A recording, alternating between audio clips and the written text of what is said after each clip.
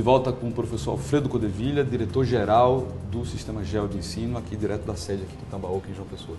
Professor, uma coisa que eu fiquei me questionando na sua última resposta é o seguinte, sobre quem é exatamente o cliente do negócio ensino, ou do negócio educação.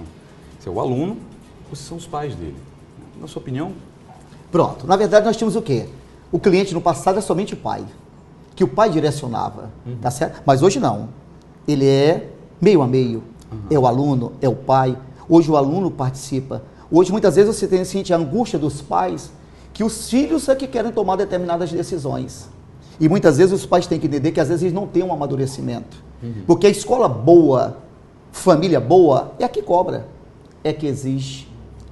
E muitas vezes quando a escola cobra e exige, o menino quer determinadas facilidades. Ele pode até gostar de imediato, mas futuramente ele vai criticar a escola que foi liberal com ele. E se a escola cobra, ele reclama hoje, mas um dia ele vai agradecer, porque a escola formou e preparou. Então, o pai tem que lembrar, tá certo? Que ele tem que ser o maduro, o experiente. E ele tem que procurar informar o menino, tá certo? E não ir muitas vezes aceitando somente as colocações do filho. Então tem que ser uma conversa franca e objetiva, mas a decisão tem que partir mais da família do pai. Ou seja, pelo que eu estou entendendo da tua resposta, o cliente aluno foi adquirindo importância Sim. Ao longo dos anos dentro do núcleo familiar. Sem Ou seja, dúvida. a decisão hoje é uma decisão dialogada, conversada. Tem que ser dialogada. Porque muitas vezes as famílias estão cometendo determinados erros, tá certo? Eles acreditam em tudo que os filhos dizem. E isso é um cuidado que nós temos que ter. Filho, aluno, na nossa presença ele tem muitas vezes um comportamento. Mas na nossa ausência a postura é outro comportamento. Então nós temos que acompanhar, acreditando, mas desconfiando. Tá certo? Então há a importância aí do diálogo. Tá certo? Sempre com esse objetivo de conscientizar. Mas quem tem um amadurecimento e a decisão é família, é pai, é mãe. Ao longo dos anos, a marca GEL existe desde 1979, é isso? 79, há 34 anos. 34 anos. Certamente o senhor foi acumulando experiência e resultados cada vez mais crescentes. A gente observa isso pelo tamanho da estrutura que a escola adquiriu e da marca GEL. Na sua opinião, ao longo desses 34 anos, qual é ou quais são os atributos mais competitivos, mais, vamos chamar de sedutores, que conduzem a uma tomada de decisão do pai ou do aluno, dizer assim, eu quero estudar no GEL? O que é mais competitivo? Eu acredito que a organização, a disciplina, a qualidade e os resultados. Então, esses são os diferenciais, tá certo? Hoje, lamentavelmente, muitas escolas vivem negociando a sua qualidade, a sua organização e a sua disciplina. Muitas vezes negociam, têm medo de perder o aluno. E a escola, ela tem que ter os seus parâmetros, ela tem que ter os seus pilares. E é isso que nós defendemos. E a disciplina é um negócio difícil de negociar na escola? Sem dúvida. E ela é necessária. Aonde não existe a disciplina, a escola não funciona. A empresa nenhuma consegue funcionar. Sem dúvida, empresa nenhuma. Tá certo? Então, esse tripé de organização, disciplina e qualidade é primordial. Com relação à equipe, também tem que ter a hierarquia. E nós trabalhamos em cima dessa hierarquia. Tá certo? Então, logo que a gente consegue conciliar e funcionar isso direitinho, a engrenagem, a instituição alcança os seus objetivos.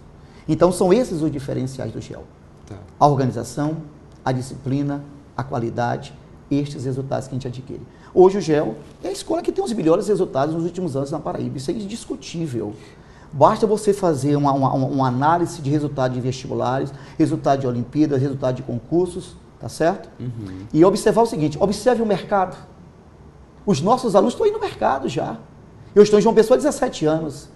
Então, os nossos alunos já estão dirigindo aí a sociedade. E é um discurso que nós temos para eles. Olha, um dia, e não está longe, vocês vão dirigir o destino dessa nação. E eles já estão aí, lugar de destaque dirigindo a nação. Uma coisa que também chama bastante atenção quem observa esse segmento é essa busca, uma preocupação bastante legítima, de divulgar bem os resultados dos vestibulares.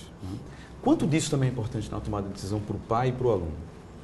Olha, é de suma importância, tá certo? Quem investe quer retorno. E qual é o retorno que o pai quer? Que o filho seja um bom filho, um bom aluno, futuramente um bom profissional. Então ele leva em consideração estes resultados. Então é um diferencial indiscutível. Tá. Mas quanto disso, e eu me refiro especificamente agora a Porcentagem? A aprovação, a aprovação especificamente, quanto da aprovação na UFPB ou em qualquer instituição depende do aluno e quanto depende da instituição? Olha, na verdade a escola mostra o caminho. Aí é um trabalho de conscientização e de consciência do menino. Então ele tem que saber, tá certo? Hoje mesmo eu passei nas minhas salas procurando mostrar que nós já estamos no mês de outubro, nós estamos numa reta final. Que a hora decisiva, que a hora do acordar e a hora do intensificar, para um terceiro ano, nós estamos a 25 dias de uma prova de um Enem. Então é um momento de renúncia. É um momento de renúncia em busca de um futuro melhor.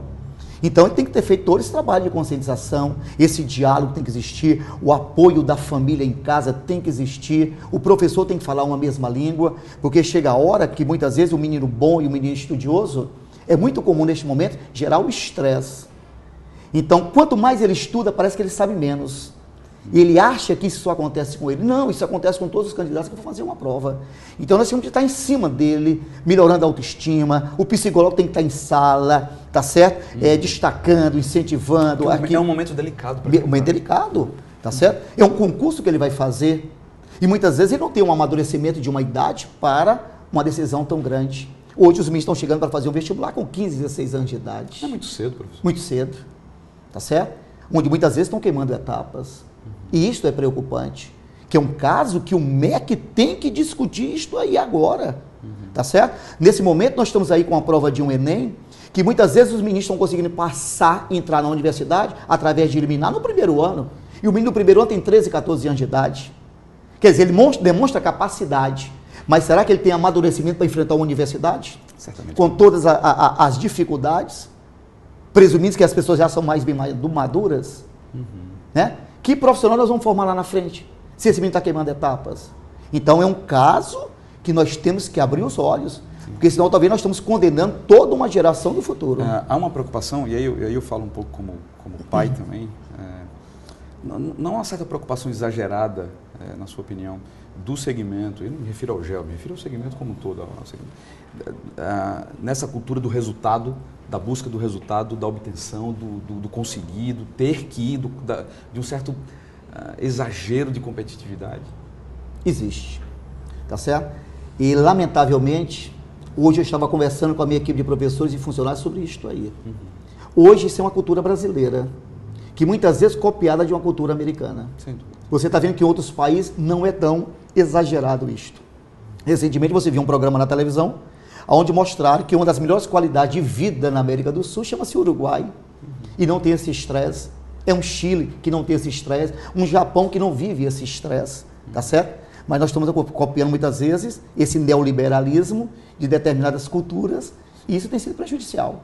Nós estamos aí com a população estressada, nós vivemos em cima de um resultado, produzir. E o detalhe, quanto mais nós produzimos, parece que o país está pior. Sim. Não é verdade? É verdade. A crise é maior, mais corrupção. Não há uma relação direta entre quanto mais a gente produz e se estressa, mais a gente produz resultados para nós mesmos. Não necessariamente. Verdade. Então, quer dizer, parece que a corrupção é maior, é mais escândalo. Quer dizer, você pregando dentro de uma escola cidadania, direitos, deveres, organização, disciplina, qualidade, e o exemplo da mídia só é inversão de valores. Esse é um outro ponto que me chama a atenção. Existe uma dicotomia, na sua opinião, entre o ensino para aprovação no vestibular versus o chamado ensino para a vida? Existe essa dicotomia? Olha, existe, tá certo? Mas não deveria existir. Nós temos que preparar o futuro cidadão. E o futuro cidadão tem que estar preparado com a organização, com a disciplina, tá certo? E com conteúdo. Tá. Então nós temos que ter essa visão. E essa preocupação que nós temos no GEL, de preparar o futuro cidadão, tá certo? Na hora que eu preparo esse futuro cidadão, ele vai ser um bom pai, uma boa mãe, um bom profissional.